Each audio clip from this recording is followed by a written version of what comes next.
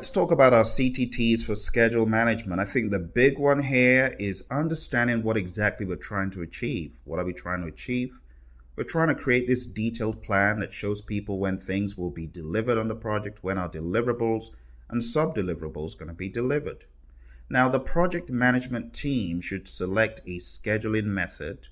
They should select a scheduling tool that makes sense, that is on par with the size and visibility of the project, that corresponds with the needs contractually on the project if you're working for an external customer. It's also important that we understand that Agile is a possibility. And in the world of Agile, the way schedules work are a little bit different. In fully plan driven, it's all planned up front, very rigidly. In the world of Agile, things become fluid and dynamic and they can be moved around. Now, think about your project size. Big project, small project. Big project, in my opinion, needs to be a little bit more regimented in the world of fully plan driven. Also, in the world of fully plan driven, smaller projects may not need as much effort to manage and control, obviously, because of size. Let's talk about the trends of schedule management. One of the trends emerging is an iterative schedule with a backlog.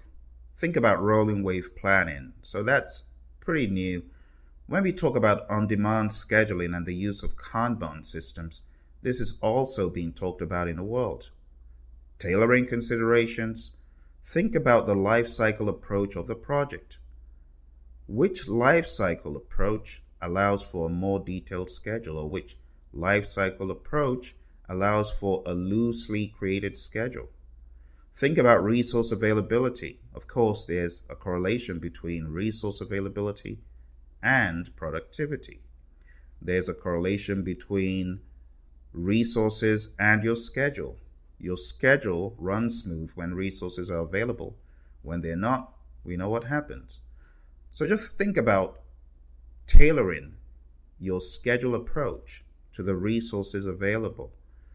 When we think about project dimensions, think about project complexity and how complexity could impact your schedule.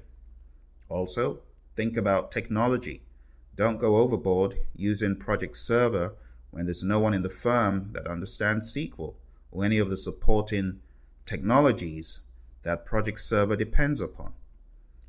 When you're considering Agile, be honest, and if an Agile schedule that needs to be more fluid and more dynamic is the best option, go ahead and use that.